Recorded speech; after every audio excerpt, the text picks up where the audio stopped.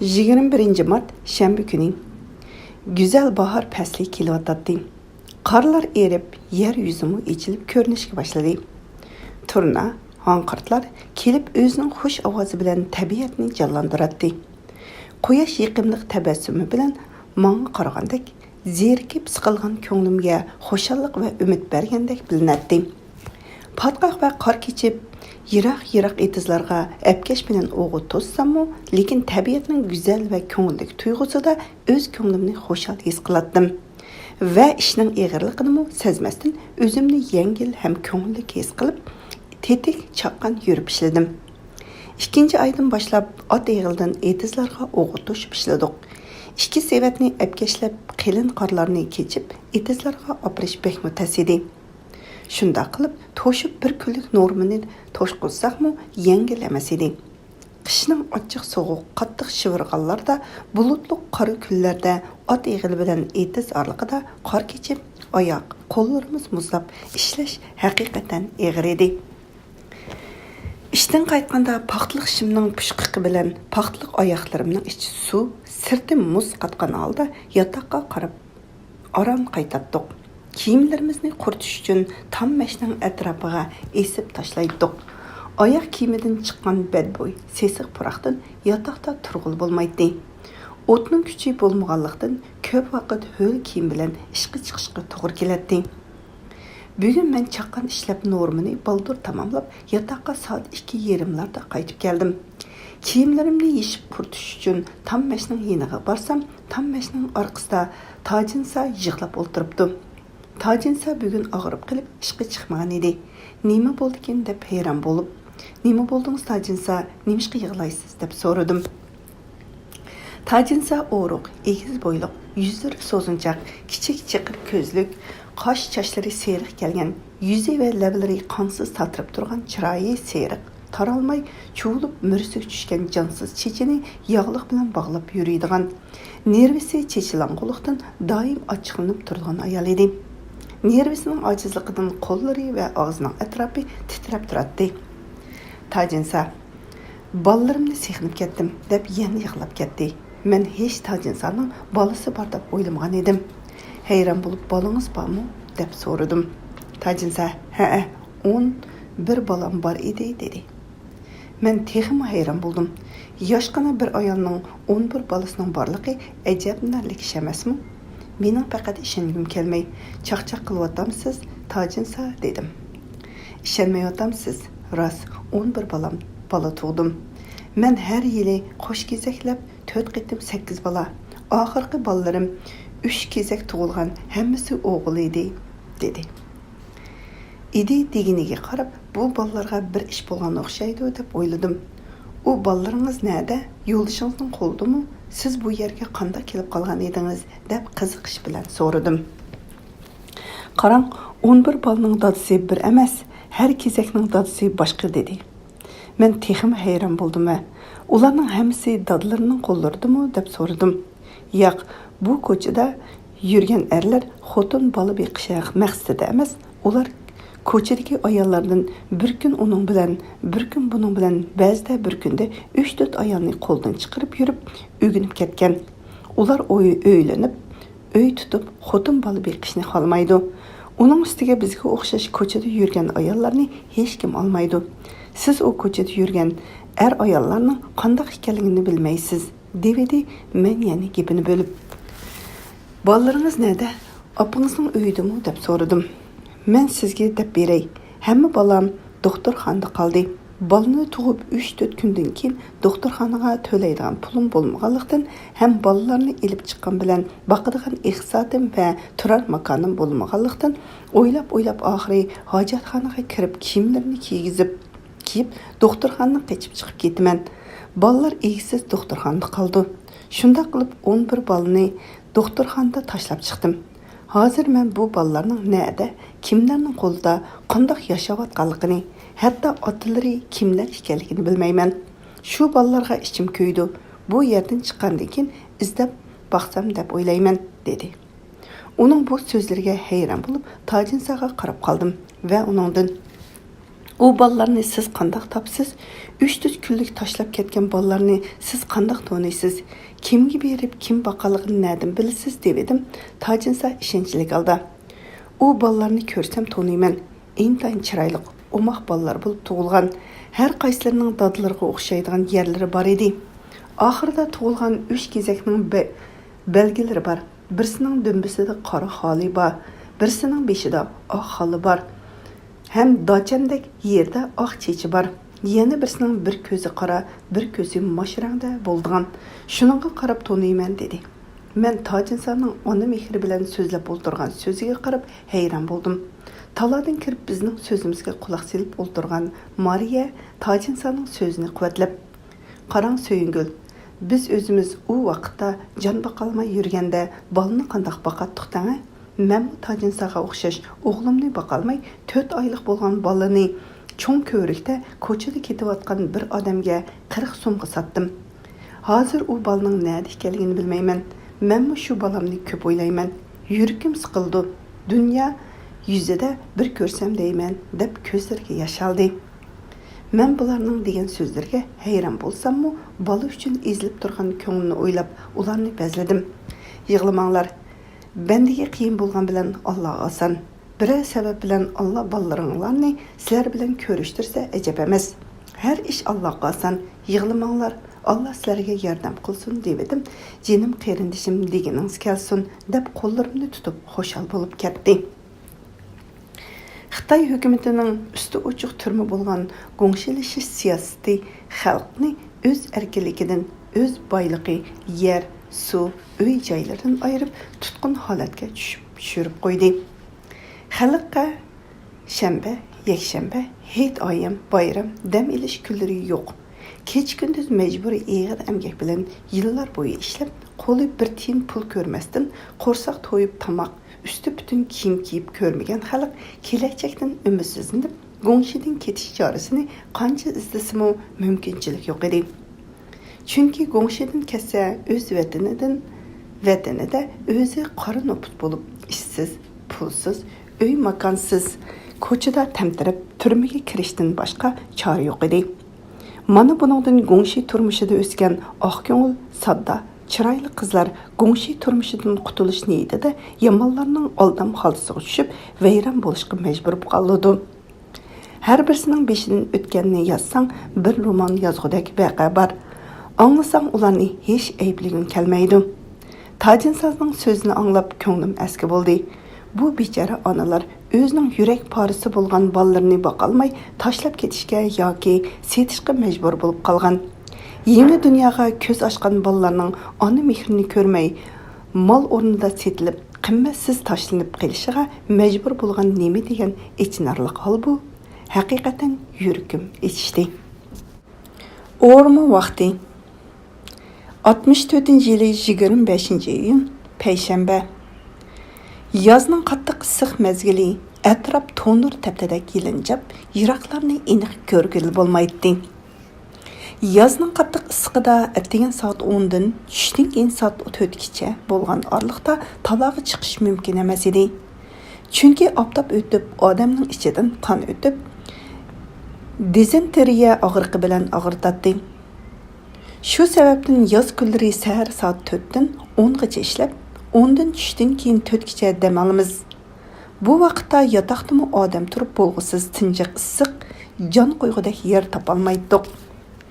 Uning ustiga chivin chuslar jonga tegadi. Faqat biz uchun eng rohat narsa quduqdan chiqqan muzdek suv edi. Tushdan keyin soat 4 dan kecha soat 10 ga qadar ishlaydik. Bugungi kungacha ko'ktat, sholliq ham bug'doy etizlarida qir yasash ishlari bilan bo'ldik. Bug'doy etizining qirlarini bir odamga 200 metr uzunligida yasashni, sholliq etizining qirini 1 metr egizlikda va 1,5 metr kenglikda yasashga odam beshiga norma qilib bo'lib berib, belgilangan o'rinni tugatmaguncha qaytarmay ishlatganlikdan yotoqqa herib arang qaytatdik. Bugun bu ishlarni tamomlab, o'mi o'rish uchun bizdan 10-15 kilometr yiroqlikdagi bug'doylik maydoniga ko'chib bordik.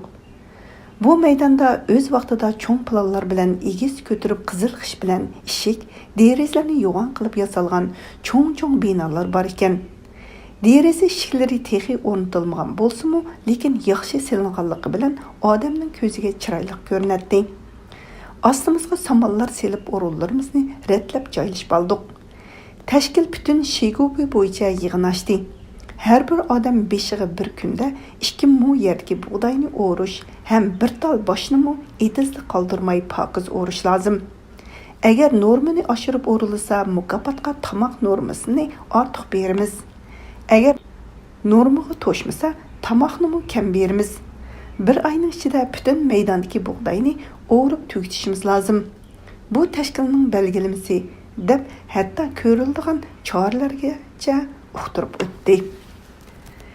Yig'indan keyin Oysham oyib yanimga kelib menga, "So'yin, bu yer burun Shigovining markaziy o'rni maydon rahbarligi joylashgan yer edi. Necha ming odam bu yerda ishlaydi. Siz bilamsizki, bizning Uyg'urning yozuvchisi Ziyo Samidi mushu yerda o'zgarishda turgan edi" dedi. Men hayron bo'lib, "Ziyo Samidi mushu yerda bo'lganmi?" deb qaytlab so'radim. U kishi o'ngchimi, millatchimi uqmadim. Shundaqroq bir jinoyat bilan yotgan. U sizlar yotgan yotoqda turgan. U odam yozuvchi bo'lganlikdan eg'ir emgakka ko'p solinadi.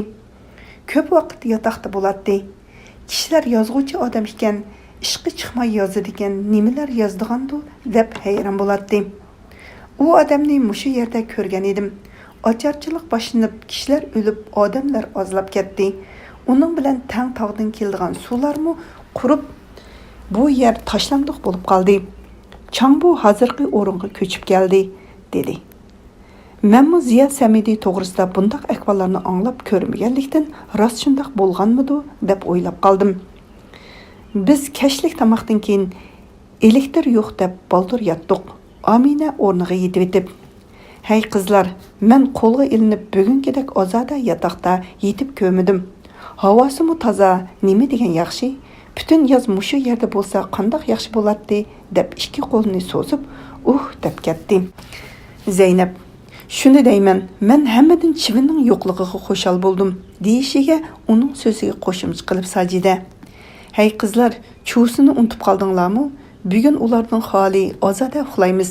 Dunyoda bundaqmi jiq chivin chuvsini hech yerda ko'rmagan edim" devidi Xalcham. "Poshi bilan ko'mitini unutib qoldinglarmi? Jininglarga tegmagan ekanda" dedi. Tillaxon turib, "Hammasiga bek yaxshi bo'ldi. Bu deriza ishki yo'q yotoqda chilburi kirib bizni yeb ketmasin deb qo'rqyapman" deb vahima soldi. Uning so'zini quvvatlab Oysha Mahmud, "Bu cho'lda jin izotqilar bor deydi. Kechada kelib ko'zimizga ko'rinib yurmasin yana" dedi. Xalcham, "Qo'ya adash, endi bir huzurlanib, bir tatliq uxlayli desak, sen nadiki vahimalik so'zlarni topding? Jim yotqani adash, Xudoyim saqlaydi" dedi. Hammamiz kulishdik. Po'shtakning chirqiroq ovozi bizni kecha soat 2 da tatliq uyqudan uyg'otdi. Ko'zimni uvlab aran o'rnimdan turdim. Tong qorong'u, atrofni ko'rib bo'lmaydi. Yarim soat ichida sapga tizilib bug'doy etizlarga qarab mangdiq. Biz ish maydoniga yetib bormasdan burun kun chiqish taraf so'zilib oqirishga boshladi. Har kim bo'lingan o'rniga kelib, o'mi o'rishga kirishdik. Soat 7lar bilan Gulnisa Duyjan kelib, meni chaqirib chiqib, "O'mi tugigicha ayollarga qaynoq suv to'shib tursan. Sen chaqqan ham mas'uliyatchan bo'lganing uchun bu ishning hodisini chiqalaydi deb seni o'rlashtirdim" dedi. "Yo'q degili bo'lamdi. Bu ish o'midimmi eg'ir edi. Yotoq bilan etizlik orliqi xeli bor. Kunning ko'yib turgan vaqtida bu ikki orliqda kuniga 10 necha qitim qaynoq suv to'shish o'ng'ay emas edi. Suvxonaga berib 1,5 soat deganda oran keldim. Chaqqan mangsam qaynoq suv putimga to'kilib ko'ydirdi. Osti mangsam degan vaqtdan kechikib borman. Ömrümdə birinci mərtəbə əpkəş bilan suv to'shish edi. Əpləşəlməy ögəngicha xeyli qiynaldım. Kun degan ko'ydirib turdi. Qattiq qizg'an dazmol bilan kiyimlarni dazmollaganda raqtin ko'ygan puroq chiqqandek ustimdagi kiyimdan ana shundoq puroq chiqatdi. Orliq uzoq, chilakdan qaynoq suv chayqalib to'kilib yurib, bir chelak suvning yerimi to'kilib, putlarimni ko'ydirib yurib, ming taslikda yerimni elib aran yetib keldim. Mening qaramni ko'rishi bilan ayollar yashab ket, chapsam bo'l deb cho'qirishib ketdi. Elib kelgan 2 chelak suv ayollarga yetmay qoldi. Yana yugurib ketdim. O'zimmi ussab tillarim qurib ketdi. Ikkinchi döram yotoqdagi paklashkalardan 3 tane elib, ularga sovuq suv to'ldirib, bo'ynimga esib oldim. Bu döram uningdan tezroq keldim. Kelguncha bir plashka suvni ichib bo'ldim. Bütün yüz ko'zimdan ter degan munchaqdek eqib mangan yo'llarimga iz bo'lib temib keldi. Ayollar bo'lsa bir qitim suvni elib kelib, ikkinchi qitim kelguncha ussab chaqildab qoladi. Bara apkash ko'tirish yo'lini bilib oldim. Ling qilib bir tomchi suvni to'kmay elib kelgan bo'ldim. Atdiganki tomoqni etis beshirla yeydik. Kundagi tomoqqa qo'shib, har bir odamga birdan ho'rda pishgan yang yubadi. Men tomoqni chala-puchuq yeb, yana suv elib kelish uchun ketdim. Soat 10lar bilan yotoqda dam olish uchun qaytdik. Men turbadagi sovuq suv bilan boshlarimni, put-qo'llarimni yuvib, bir oz rohatlanib yotoqqa kirsam, mehribon kunning issiqidan shikoyat qilib, "Voy Xudoyim, bugun kun o'z o'rnidan tuvan tushib ketgan o'xshaydi. Bir oz tursak to'nirda pishgan paxlandek bo'lib qolardik" deb aykilib so'zlagan edi. Uning eg'izining atrofidagi tabiiy umoqlik uni texmi go'zal qilib ko'rsatdi. U har vaqt so'zlaganda aykilib so'zlaydi. Uning qarqatdek qora ko'zining iqi yo'qdek bilinadi. Qo'yiq qora kirpiklari qora qoshlari bilan qo'shilib, ko'zini chiroyli ham texmi qora ko'rsatdi. Qora qo'yiq budri chechi uning husniga go'zallik beradi. Terisining qora bo'lishiga, uning yuz tuzilishiga moslashgandek uning go'zalligiga nuqson yetkazmaydi. Uning yoshligiga xos tetikligi bor edi. Men beshimni lo'ngi bilan ertib etib, mehribonga qarab turishimga Amina, "Jinim odosh, kavob bo'lgan bo'lsang bizga yaxshi bo'ladi. Bir go'sht yeb to'yib olatdik. Qo'ymi go'sht sig'inib ketdik. Bir savob olgan bo'larding-da odosh" dedi. Hammamiz kulishib ketdik. Soat 3larda tamoq yeb ishga tushdik. Kash kirguncha 10 martaba suv to'shidim. Kashqurun so'rin tushganda bug'doy bekmi o'xshagan ekan. Bir tup bug'doydan 4-5 tal boshaq o'sib, har shaxtiki bug'doy bir g'irishdan ortiq bosh tutgan. Bu bug'doylar shunchalik o'xshaganki, eg'irlikdan boshlarini ko'tara olmay yetib kelgan edi. Eg'ir bo'lg'achqa bir bog' bug'doyni ko'tarmak xeyli eg'ir to'xtaydi. Mushundoq ochliq o'xshagan yerda shu ochliqni yetishtirguncha odamlar ochliqning azobini tortib yashaydi. Soat 10gacha jiddiy ishladik. Ishdan tushib yuyinib yotoqqa kirsak, ayollar yetib uxlabmi bo'pti. Men ayollar bugun qattiq charchagan o'xshaydi dedim Sajida. 14 soatlab o'mi urish yangilamas. Menmi qattiq yerib ketdim. Sen qanchalik harg'ansan deyman, dedi kuyingan talaffuzda. Dastlabki kun bo'lganlikdan bir oz eg'ir bo'ladi. Keyin o'ginib ketamiz, dedim. O'ringa berib yotgandan keyin 2 putim mo'rlarimning og'riqida holsizlandim. Mana shundaq eg'ir ishlash bilan bir oydan ortiq vaqt ichida o'mini tamomlab, Shegobi emgak maydoniga qaytib keldik. 3-avgust. O'midan qaytgandan keyin bir kun dam elib, ondan 2 guruhga bo'linib, bir guruh kuzlik ko'ktat terish uchun, bir guruh kombayn orqali xaman tepish uchun ishga chiqdik. Ish eg'ir, vazifa ko'p, yana jiddiy ham oldirash ishlashga to'g'ri keldi. Kombaynning og'zidan suvda qo'yilib turgan bug'doyga tag'ar tutib, to'lgandan keyin og'zini bog'lab, ondan dumbimizga yutib chiqib, mashinalarga qachilaymiz.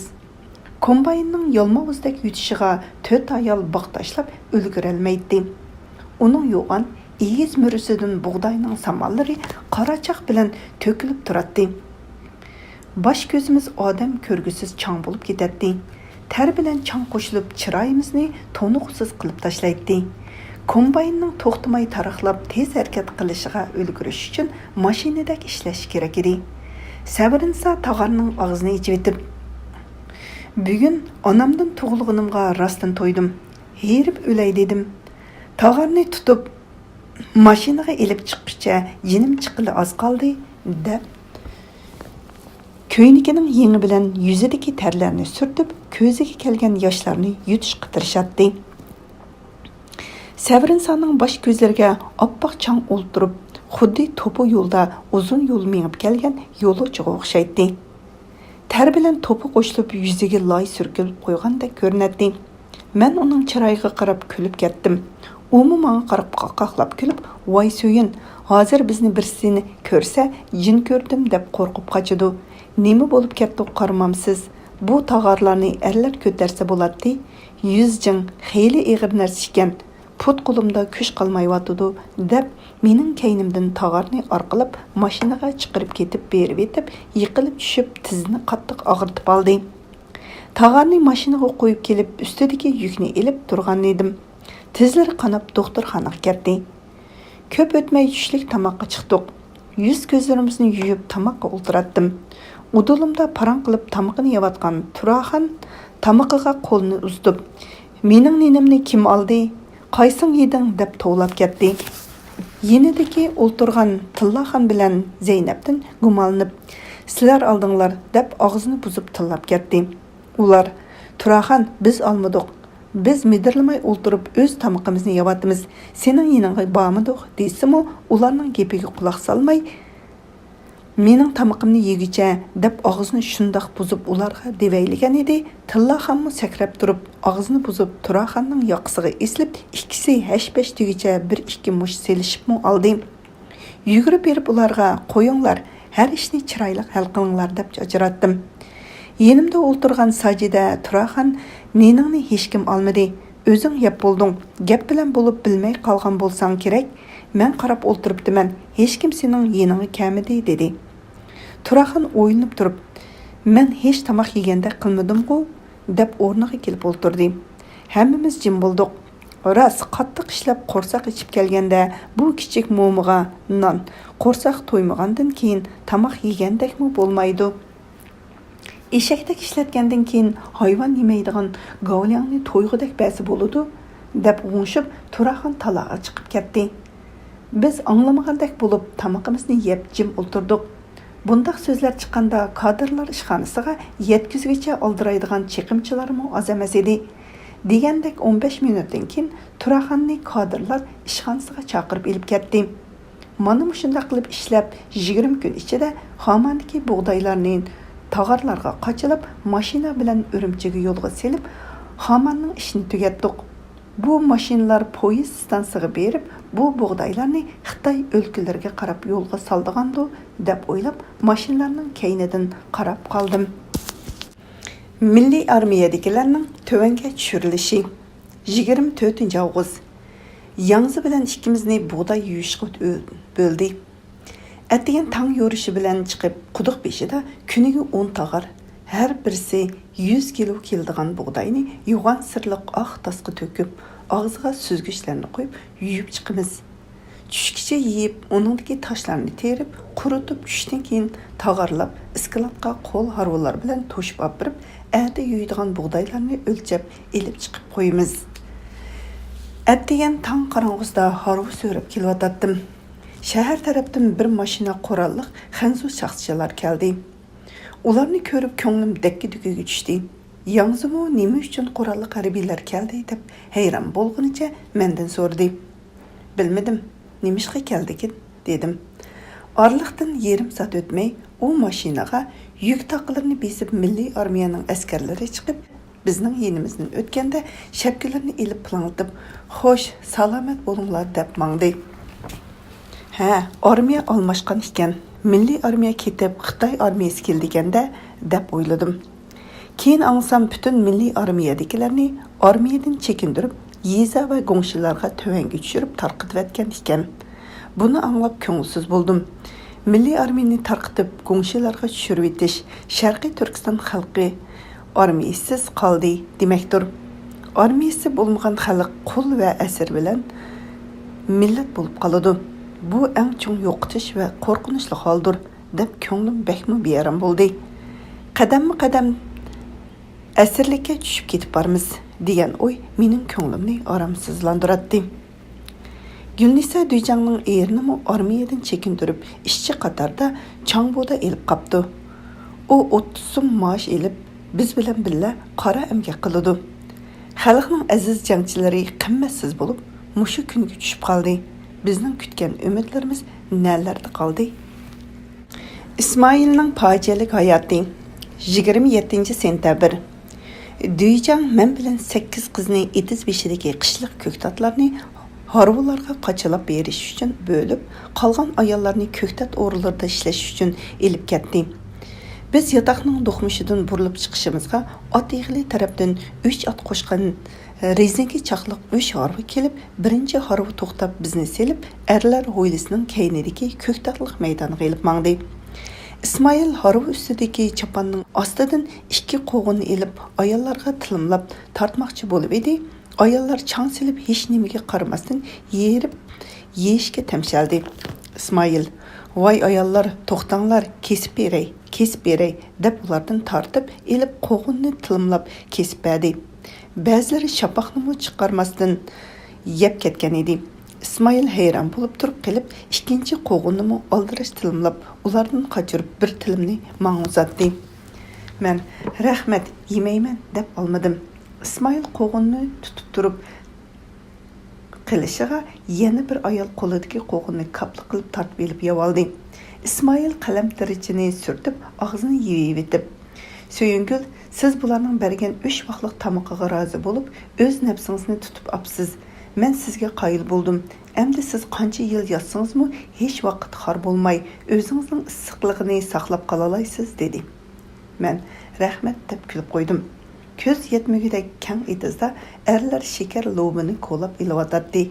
Yo'pirmoqlari kesilib tarlangan shakar lobolar etizning o'tirsida döv bo'lib, yo'pirmoqlari butun etiz ustiga chechilib, ko'z kunining ko'ngilsiz manzarasiga qo'shilib, ko'z paslining dalili bo'lib yotadi. Harvi kelib etiz beshidagi dövlangan lobining yeniga kelib to'xtadi. Ayşe Mahmud, "Söyün, erlarga qarang" dedi. Lobini harva selvetib qarasam, erlarning hammasi aldirash shakar lobini yeyotdi. Bizning qarab turganimizni ko'rib İsmail, "Bu bechoralarning qo'rsiqi to'ymaydi. Kadrlar yo'qida yevoldi" deb qo'lidagi lobini harvaga qo'ydi. Shu arada bizdan ancha uzoqqa bo'lmagan yerda turgan Heytam qaloq mashina remont zavodida birga turganlikdan men u odamni taniydim. Qattiq ovoz bilan "G'o'jaldur vaq, oldi kayniga baq, ketminingni chap" deb naqsha etib edi. Bütün erlar o'rinlaridan turib yegan shakar lobining sho'piklarini to'pig'i ko'mib, lobi qo'lashga kirishdi. Qarasam, changbu xizmatchilardan 6 odam kelayotgan ekan. Men burilib Ayshamga qarab kuldim. Ayshammi kulib ketdi. İsmail harvaga lobi selib etib. Bular osonlikcha ishxonaga kirib, bir-birini chaqmaydi. Ayollar midirlig'anni ishxonaga kirib chiqib turadi ekan, dedi. Onungacha kadrlarni etizga yiqilishib keldi. Bizmi jimjit ishlashga kirishdik. Tushgacha 5 harva lobini olib o'tib, 6-chi harvaga lobi qachilayotganda İsmail mendan "3 talaq" degan so'zning ma'nosini bilamsiz deb so'rab qoldi. Men beshimni ko'tarib turib qilib, men kichik vaqtimda cho'nglar orasida mushu so'z to'g'riliq so'z chiqib, cho'nglar bu so'zni so'zlash emas, anglashmi gunoh, hatto o'ylashmi gunoh. Bu so'z so'zlagan yerdan barakat ketadi. Bu so'zning yomonligidan 4 tam titraydi deganligini anglaganman. Ma'nosini bilmasammi, ammo bek yomon so'z ekanligini bilaman dedim. İsmail o'ylab turib, "Ha, mundaqdan. Men na'dim bilay? Men ota-onamdan kichik qilib, aka yangamning qo'lida cho'ng bo'ldim. Din, islom haqida hech kim menga hech narsa tushundirmadi. Ishonsangiz, men bir og'iz oyatni bilmayman. Men harbiyga qatnashib, harbiy maktabda o'qiganman. O'qish bitirgandan keyin meni harbiylikdan Urumchi Sanshxanza yangi payjusiga Bensuchisiga xizmatga o'rlashtirdi. Men yomon emas yigit bo'lib o'sdim. Menga xeyli qizlar qiziqib, mening hurmatimni qiladi. Bu mening maqtanganim emas, rostdan shunday edi" deb yana so'zini davom qildi. İsmail haqiqatan harbiylarga xos to'g'ri so'zlik, keskin va qaddiy qamlashgan oq ko'ngli yigit edi. Men shunday qilib tanlab yurib, yaxshi oiladan tarbiyalangan chiroyli bir qiz o'ylandim. Turmushimiz bir qancha yillar ko'ngilli o'tdi. Jamiyatning ishini men sizga demasam bo'ladi. ishlar aldirash. Keyingi kunlarda nervlarim qattiq charchab, kechda uyga aram qaytib kelgan bo'ldim. Kechalari uyqum kelmay, kunduzdagi ishlar kechacha ko'z oldimdan takrorlanib turadigan bo'ldi. Uxlasam tushimda shu ishlar bilan ovora bo'lib chiqaman. Men shundoq yurganda ayolim, "Sening uy bilanmi chatqan bo'lmadi? Menga burunqidek emassan" deb g'ingshaydigan bo'lib qoldi. Bir kuni ish o'rnimdagi ba'zi nohaqchilik ishlar bilan ko'ngilsiz holda herib qaysam, ayolim yana g'ingshishga boshladi. Men, "Bo'ldi qo'y, men herib turman" desam, texmi avzavlab tovlashga boshladi. Men, "Qo'y endi, sening mushu qilqingdan xudo haqqi to'ydim" dedim. Ayolim, "To'ysang xetimni ber" deb cho'ngdan tushganlikdan nervim vijjida qilib menimga o'rlab, vujudim titrab ketdi. O'zimni bosmay deb taloqqa qarab mangan edim, yugurib kelib qo'limdan tortib yana tovlashga boshladi. Qanday qilishimni bilmay, ayollarning qo'rqadigan gapi 3 taloq so'z deb anglaganim esimga kelib, shu so'z bilan qo'rqitmaymi degan o'y bilan 3 taloq deyishimga degandek orqasiga burilib jim bo'ldi. Men taloqqa chiqib kirsam narsalarni yig'ishtirib, bo'plab elib mangdi. "Nega borsan?" degan so'zimga javobni bermay ketib qoldim. Ochiqqa besilgandan keyin qaytib kelar deb 2-3 kun kutdim. Kelmagandan keyin olg'ilbadim. Bütün uydagilarning qapoqlari turilgan. Hech kim meni tuzuq qarshi olmadi. Oxiri o'zim so'z boshlab, men Oyshamni elib ketish uchun kelganligimni deyishim bilan Oyshamning onasi, "Oysam sening xotining emas. Sen uni taloq qilibsan. Endi uning sen bilan uy tutishi mumkin emas" deb ochiq so'zlab, oxirida "Bo'ldi, sen uyimdan chiqib ket" dedi. Bu menga bir alam bo'ldi. O'zimni yo'qotgan holda uydan chiqib ketdim. Bu alamga chidamay yursam, mening ustimdan idoramga material yezib olib beribdi. Xotinim deb ba'zi so'zlarni uningga ishinib degan ekanman. U men uchun cho'ng anzi bo'lib, oxirida 2 yil kesdi. Mening bir ig'iz so'zim bilan bu baxtsizliklar keldi deb ulug' kichik tinib qo'ydi. Oysha Muhammad soddalik bilan, "Ayolingiz xetini oldimi?" deb so'rab qoldi. Kulib qo'yib, meni kesib bir haftadan keyin taloq xatga qo'l qo'ydirib elib ketgan. Mening kaynimdan mushu kungacha hech kim izlab chiqmadi. Shunlashqa hech narsadan xabarsizman deb samimiy javob berdi u. Tushlik tamoqdan keyin oshxonaning oldida Harvaning kelishini kutib turardik. Ot eg'ilining oldidan Harva qo'zg'alib menishi bilan nima ish bo'ldi ekan bilmadim. Ot hurkirab Harvani elib qochdi. Ismoil Harvani to'xtatish uchun otning chulvurini qattiq kuch bilan tortib keladi. Shu arada Hansu kadrning jeniga o'xshash 4 yoshlik bolasi Harva yo'liga chiqib keldi. Hech kim uni tortib elishga ulgura olmaydi. Hash-pash deyicha Harva kelib qoldi. Hammamiz jiddiylasib ahvolga qarab turardik. Ismoil bolani qutuldirish uchun chaqqonlik bilan kuchab turib otning beshini chetga burdi. Otning qattiq yo'qinishi bilan Ismoil Harvadan yumilab tushib, Harvaning chaqi ostiga kirib ketdi. Qiya-chiya ovozlar bilan kishilar chiqib bir qancha odam yugurib, otning oldini to'sib tutib qoldi.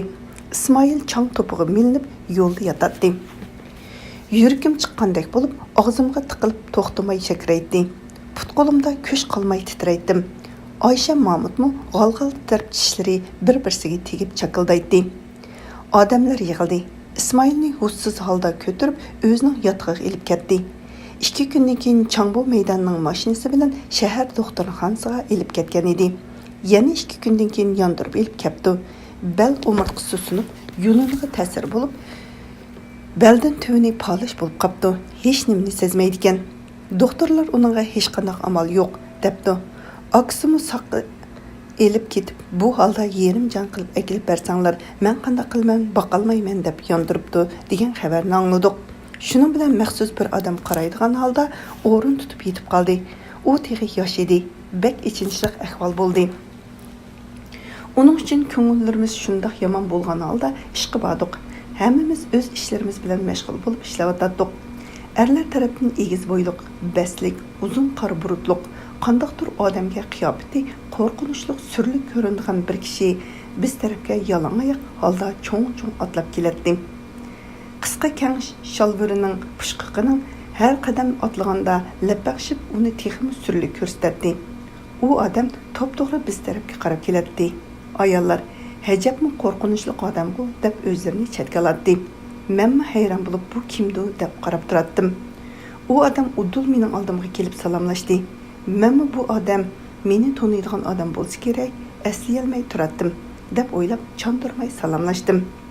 Söyüngül, siz meni tanimasligingiz mumkin. Men sizlarning qo'shninglar Raynushning yo'ldoshi Xudo berdi bo'laman. Men qo'lga ilinishdan burun o'g'lim g'ayrat tug'ilgan edi. Meni ilib satarchi deb qo'lga olg'ili 2 yil bo'ldi. Yana 1 yildan keyin qaytaman. Sizning bu yerga kelib qolganligingizni anglab bek ichindiq. Biroq sizdan hol so'rashga imkon bo'lmadi. Kechiring. Bugun bu yerda sizni ko'rib hol so'rashga keldim. Nima qiyinchiligingiz bo'lsa bizga dang, qo'limizdan kelishicha yordam qilamiz dedi. Men hurmat bilan shu deganingizga ko'p rahmat. Sizni ko'rmaganlikdan tanimay qoptiman. Ranjiman. Zeynush appayni bu yoqqa kelishdan burun ko'rdim. Yaxshi ketib boradi. O'g'lingizmi chiroyli, cho'ng bo'lib qopti dedim. Qaynonam bilan Zeynush bir kelib ketdi dedi. Uningdan qo'rqib o'zini chetga olgan ayollarga qarab, sizlar mendan qo'rqitdinglarmi? Bu yer odamlarni mushu holatga tushirib qo'ydigan yer ekan.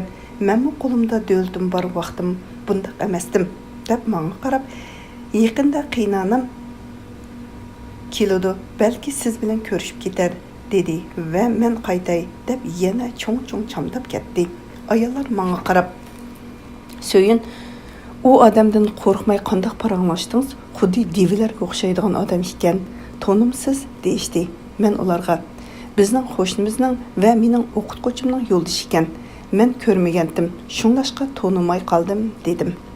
Ayşe Mamut tova Söyün hamma odamni birdek ko'rib, o'xshash hurmat qildi. Men mushu mijozni yaxshi ko'raman dedi. Yeni xizmat gruppasining kelishi 25-sentabr. Havo ochiq, yozning oxirgi issiq kunlari bo'lsa kerak. Bu kun nihoyatda chiroyli bir kun bo'ldi. Duyjan ishga chiqishdan burun biz 10 ayolni elib kelib, qolganlarini ishga yo'lga soldi va bizga bugun sizlar erlarning yotgan ko'rpalarini yuyib, qayta tikib tayyor qilasizlar. Bu vazifani sizlarga topshiramiz. Söyüngül, sen bosh bo'lib o'rlaysan dedi. Duyjan mehribon bilan otikamni elib, oiliklarning uyidan 10 dona dos elib keldi. Uninggacha erlar atratidan tog'dek dövlangan bir qancha harvoda yotgan ko'rpini elib keldi. O yotqanlarning materiallari burun oq ekan. Hozir bo'z rangdan o'tib qora bo'lib ketibdi. Paskiligiga odam tutishga yerginadi. Birinchi dasdan boshlab 10-chi dasga kelganda yuyilib oppoq bo'lib chiqdi. Cho'ng dasdagi suda chayqab bir boshdan yeyib quritdik. Tushgacha 200 necha yotgan toshni yuyib bo'ldik. Tushdan keyin yotqanlarni tikib tayyor qilib chiqdik. Duyjan kelib qarab turib, "Bugun sizlarni tugitalmasmikin?" deb o'ylagan edim. Xeyli chaqqan putti. Söyüngül, sen yotgan tikini nereden o'rganding? Hammadan sen chiroyli tikid ekansan. Qo'lingdan kelmaydigan ish yo'q. Har qanday ishni qizg'in va mas'uliyatchanlik bilan ishlaysan.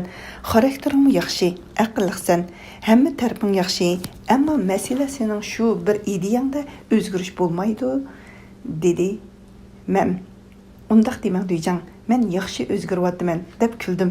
İçimdə bizni o'zgardi deb o'ylaydigan. Her narsani o'zgarsin, lekin bu ko'z qarashni o'zgartirish mumkin emas deb o'yladim. Yotqanlarni sanab harvoga besvatdik. Changbodan bir odam kelib Sajidani chaqirtib elib ketdi. Men Sajida qaytib kelgicha g'am qilib kutib o'tirdim. Yarim soatdan keyin Sajida qaytib kelib, yangidan xizmat guruhi kelganligini dedi. Biz kelgan kunning 2-chi kuni saharda esib qo'yib, urib o'lik holda erlar yotiqiga so'rab ketgan balani ko'rgan edik. Shu bala ismi yodimda yo'q. Hushiga kelib, qechib to'p-to'g'ri jamoat xavfsizlik idorasiga beribdi. U yerdagi boshliqlar bilan ko'rishib, barliq ahvollarni aytgan ekan, doktor tekshirib chiqib sungan yerilgan joylarini davolgan o'xshaydi. Bu ahvol bilan billa 57-yildan buyon kelgan necha ming parcha arz va shikoyat xatlarga asosan Shigubuga yangidan xizmat korpusi avatib, bu yerdagi ishlarni tekshirish uchun keldim. Ular birinchi bo'lib tayoq yeganlardan ahvol egallayotgan o'xshaydi. Sajidaning shu urilganligi sababini so'rabdim.